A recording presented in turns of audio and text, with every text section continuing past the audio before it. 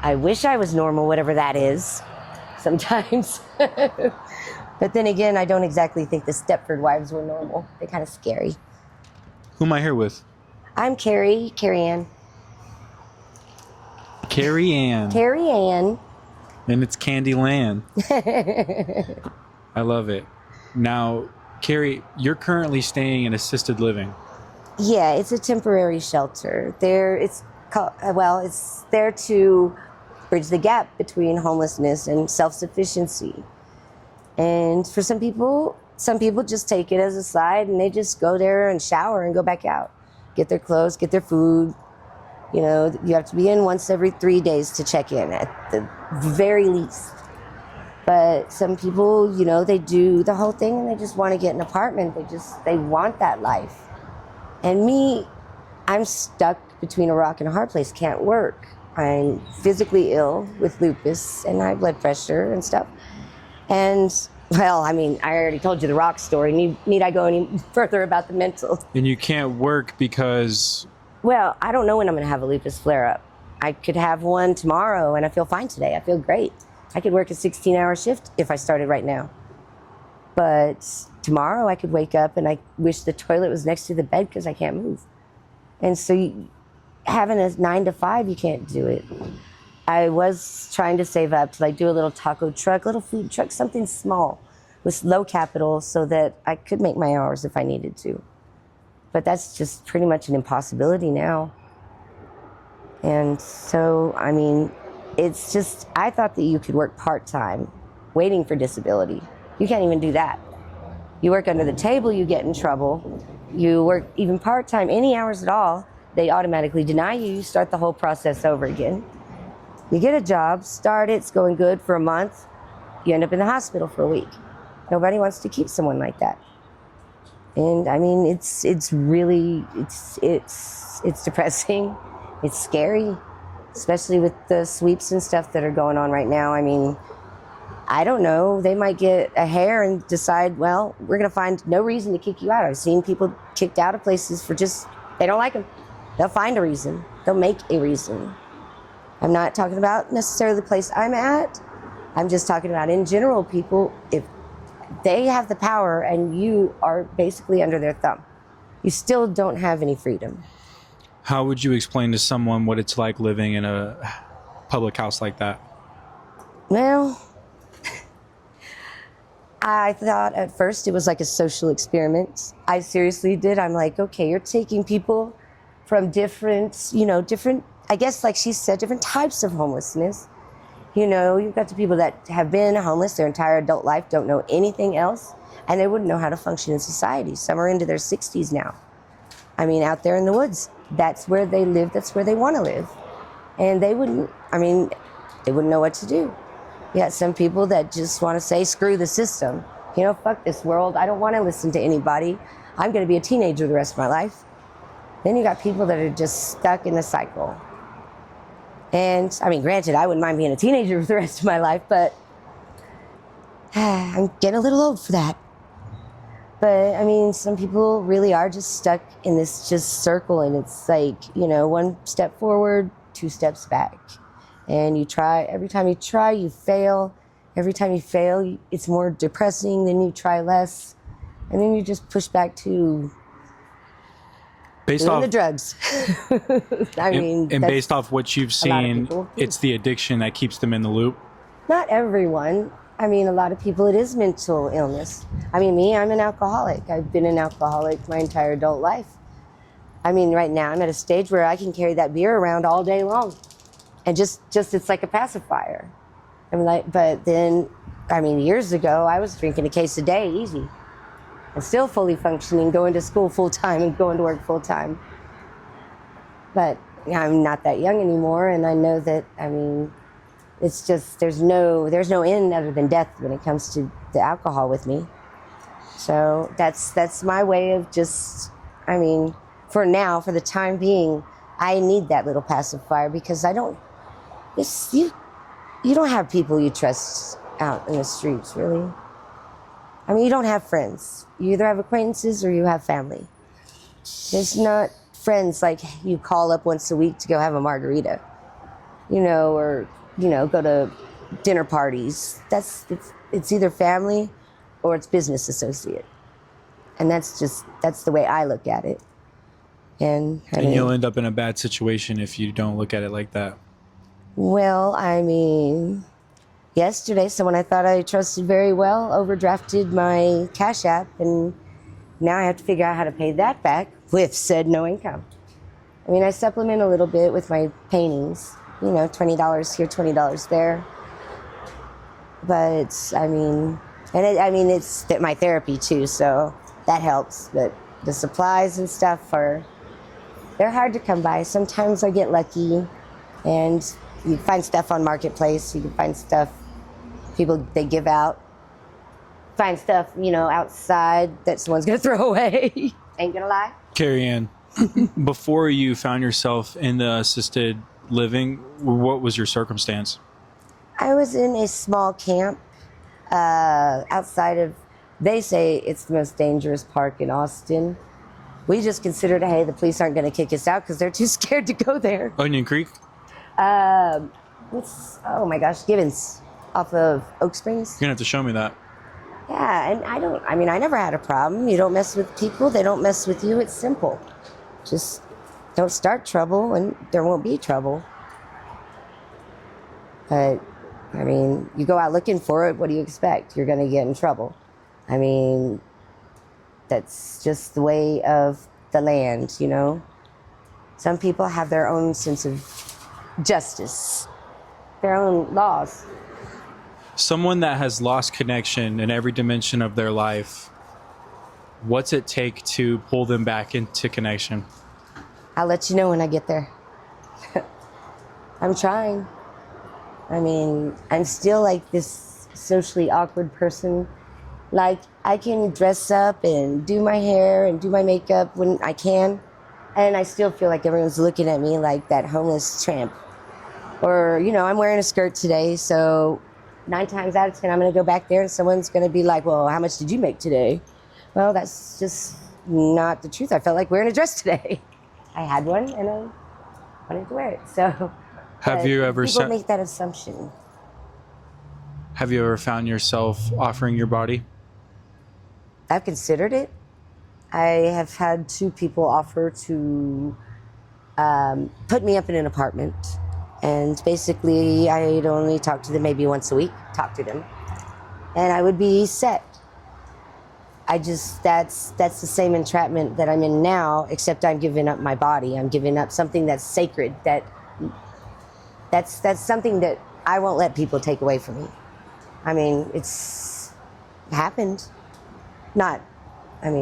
Anyway, bad things have happened, bad things do happen. I don't let it define me, but I'm not going to willingly give myself up just for that roof. And you've spent some time out here on the streets, camped up. Have you ever had an experience of someone trying to take advantage of you? I've had it happen.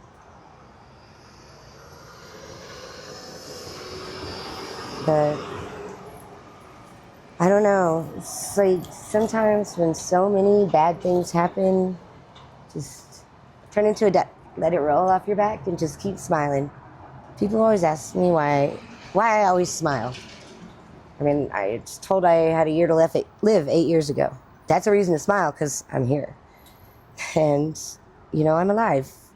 And, smiles are contagious, just like frowns. You smile at someone, they're going to smile. See, you're smiling. You just proved it to me in real time. There you go. You're amazing. And, would you rather spread smiles or anger and hate? Some people, they will cuss the situation. They'll cuss the man. They'll cuss everything. But that's all they do is sit there and cuss. And that's not healthy for your soul. That's not healthy for your body. And it's not healthy for your wife or husband or whoever's around you. I'd rather spread happy. Have you ever found yourself in a healthy relationship? Like completely 100%? No. No. Well, is anything ever going to be 100%? Well, that's true. But, thank you. But I don't know. I moved out when I was 15 with my boyfriend. You know, we were partying. He was wonderful. We're still friends to this day. And I'm friends with almost all my exes, but there was always either the substances, the abuse. There's just always something. I mean, like, I'd hold it together for a little while, and then something would snap. Something somewhere, somehow. Even things out of my control, like a hurricane destroying everything I owned. I finally started to get into a rhythm of an almost normal life. And then, bam, it's gone. Everything's gone. And you turned to a substance? Well, I've always kind of been a substance user on and off my whole life. Like with the ice that pretty much everyone does around here. If I smoke it, it calms me down because I'm ADHD. So if I'm high, that's when I'm quiet. It's not the opposite. It's like, when people want to buy Adderall off the streets. For me, it literally is a prescription that keeps me calm. But with other people, they bouncing off the ceilings, scrubbing the floor with a toothbrush, cutting grass with scissors. But it evens me out. Is moderation... It's not an excuse, but... Is moderation applicable with a substance like that? With me, yes. I mean, everyone's different. I mean, like, I could take it or leave it. I mean, I haven't been doing it, so... But, if I feel like I want to, I feel like I want to. Some people smoke weed once a week. Some people smoke it all day long. I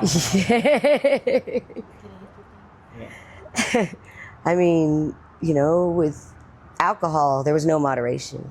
I would wake up shaking, sick, disgusting. My sweat would it was just terrible. And so now I have to learn the moderation. But it's just that little pacifier to get me through, because I don't feel like I don't think I can handle any more stress. People think that homeless people are lazy. Oh no, getting to 2 doctor's appointments in one day is an all-day adventure. Do you think letting stuff roll off your back has gathered somewhere inside of you? I'm sure it has. I know it has. And I know I'm gonna have to let it go. I'm finally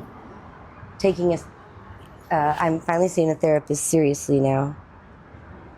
I mean, I just started, so pray for her, okay? Pray for her, y'all. And I'm really going to try to get it out, because I know I've been lying to myself about a lot of things, but you don't get the chance to cry. You can't do that. You don't get to show fear. You don't get to show weakness of any kind. Because you show fear, you're automatically prey. That's it.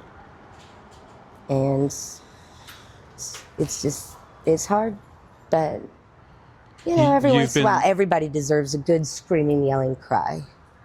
Like those obnoxious, ugly ones with snot rolling down your face. It really is a release, but you just don't get time to do that. When people say things, sometimes they're trying to convince themselves. Of course. I mean, you keep telling yourself something, eventually you're going to believe it. I mean, I know a few sociopaths, they believe it to start with. But, I mean, you keep telling yourself, this is what it is, this is what it is, this is what it is. I know a lady that thinks she's Anastasia from Russia. She really thinks that. She honestly believes that. And you know what? We just let her believe it. That's where she's content.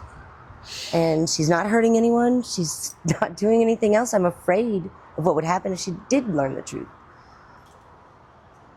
And so, I mean...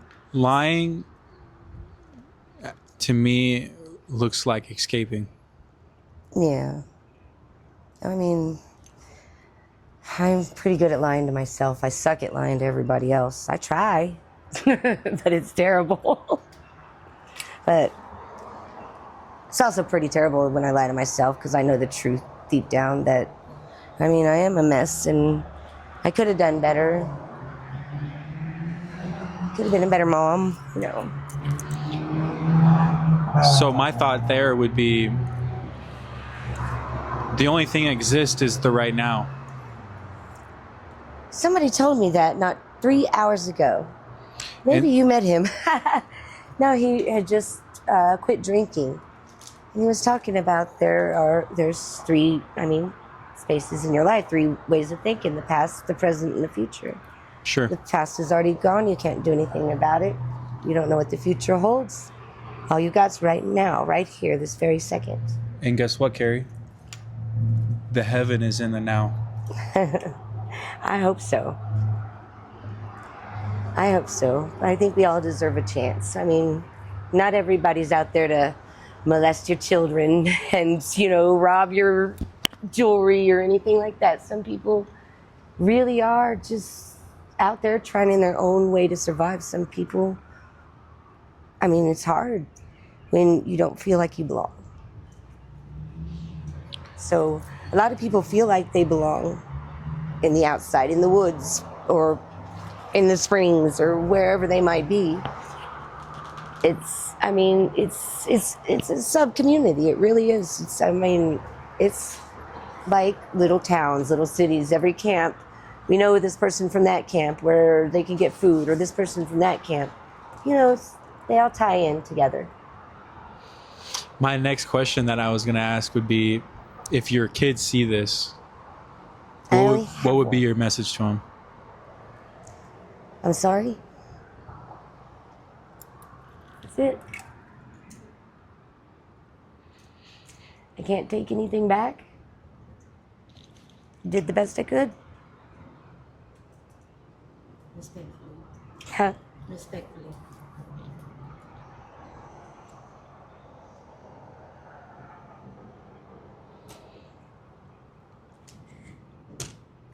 But he's overseas now.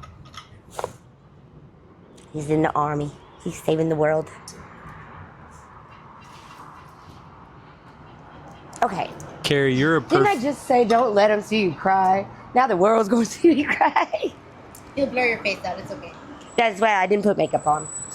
Carrie, your willingness to be very raw with yourself and us is really special. Your awareness is beautiful. Thank you. I think you're in the launch pad stage of your life right now. Not sure what planet I'm going to, but I'll let you know when I get there. I'll send a postcard. And a wedding gift. And a wedding gift. What's your message today to the world?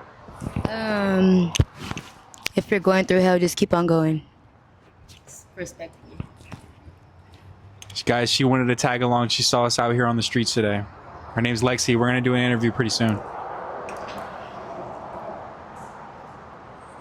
Carrie, sometimes the experiences are purposeful. My old boss is a ghostwriter, and she told me years ago I should write my life story because I've got some unbelievably beautiful things that you wouldn't expect. Got some dark things. Names and faces will be changed for the safety of everybody, but I'm considering it. It's going to be a long damn book, and I'm ADHD, so I'm going to need a lot of damn help. Not some Ritalin, though, that's for sure, right? All the Ritalin. No, not Ritalin. Adderall. But I'm considering it because, Psychoactive drugs at a young age of kindergarten, what does that do to someone? I guess it made me a zombie. That's what I was told. I was very young. I just know that that's what they put me on and that's what I took. I don't really remember a lot, to be honest. I know that like first, second, and third grade were kind of just there. But I remember very vividly like the classrooms themselves and the way the teachers looked and certain dresses they would wear. I would remember vividly, but none of the lessons. It was just like it was like everything was just visual. I was just staring at everything, but I couldn't hear anything. I think it was moving too slow for me. people used to get mad. You know those standardized tests, first day with my new mouth? Standardized tests that they give you. They get mad because I finished too fast. You're not really done. You didn't really do the answers. Like, yeah, I did. I'm done. And I would get really high scores. I was apparently too smart for my own good. And I got bored in school. That's really what they wanted, is just me not to be bored, not to be jittery, not to talk, not to be antsy, not to be me. That's all they wanted, was a quieter me. Where the world's going, what do you think is most important to know? Love each other. This world is full of so much hate. I mean, there's so much ugly in the world. Be beautiful. There's no sense in all this hate, all this anger. Smile at the person next to you. They might need it. You don't know what someone's going through in their head. You really don't. I sat and talked to an old gentleman on a park bench. I was having a bad day. Someone had stolen my money. Same exact thing happened. And he was having a bad day. He'd never spoken to me before, kind of always growled at me a little bit. There was a racial conflict, I guess. He was an older gentleman. That's how he was raised. Well, we sat there and drank a pint of vodka. Thought nothing of it. And a week later, the boyfriend that I had was yelling and screaming and cussing at me. And all of a sudden, this same gentleman walks out, other side of town. Don't you ever talk to that girl like that again. While you were out spending all her money, she saved my life. Just sit down and talk to somebody. They might need it. Don't judge. Don't judge because you see someone that looks differently, acts differently.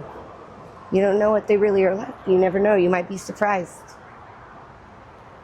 That's all.